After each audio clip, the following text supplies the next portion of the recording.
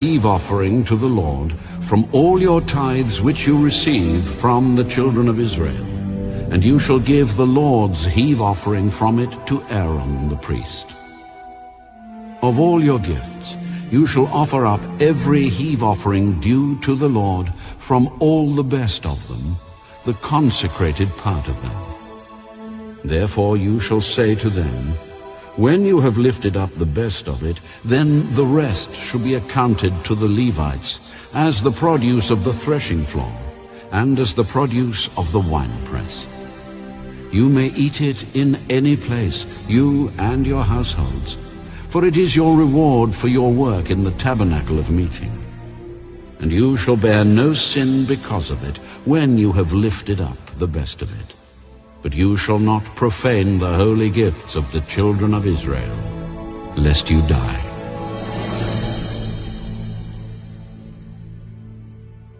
Numbers chapter 19. Now the Lord spoke to Moses and Aaron. This is the ordinance of the law which the Lord has commanded, saying, Speak to the children of Israel, that they bring you a red heifer without blemish, in which there is no defect, and on which a yoke has never come. You shall give it to Eleazar the priest, that he may take it outside the camp, and it shall be slaughtered before him. And Eleazar the priest shall take some of its blood with his finger, and sprinkle some of its blood 7 times directly in front of the tabernacle of meeting. Then the heifer shall be burned in his sight. Its hide, its flesh, its blood, and its offal shall be burned.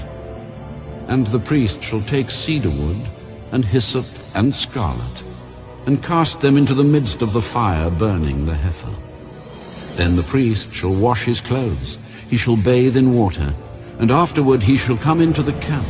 The priest shall be unclean until evening.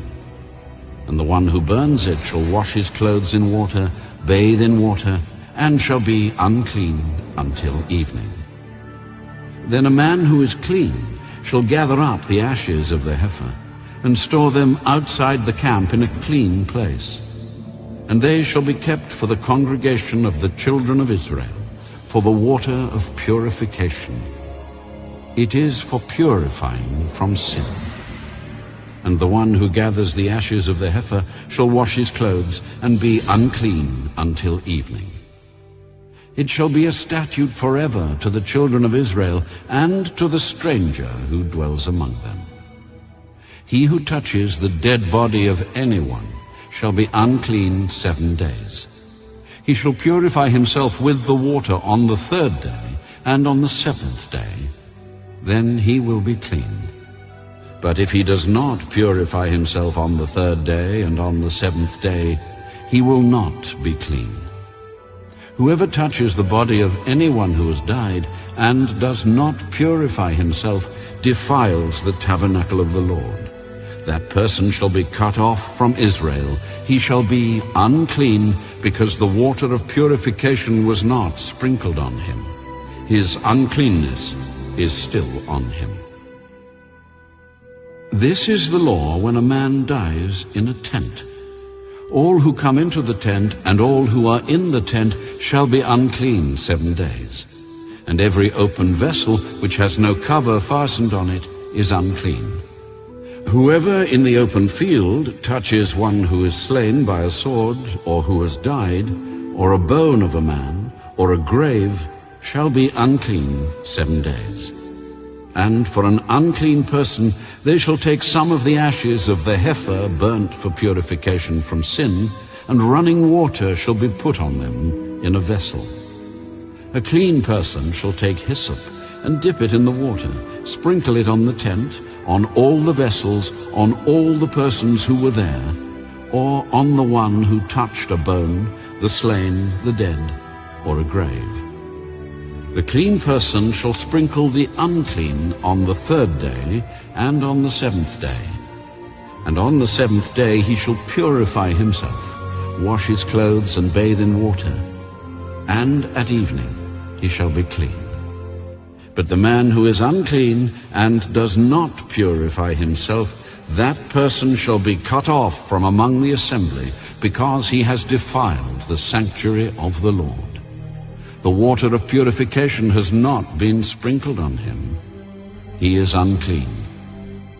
It shall be a perpetual statute for them.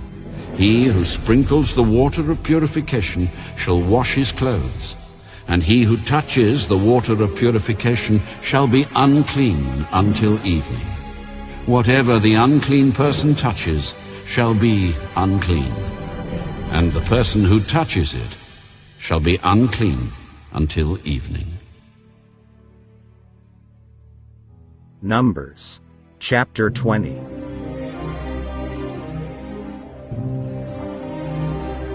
Then the children of Israel, the whole congregation, came into the wilderness of Zin in the first month, and the people stayed in Kadesh. And Miriam died there, and was buried there. Now there was no water for the congregation, so they gathered together against Moses and Aaron. And the people contended with Moses. If only we had died when our brethren died.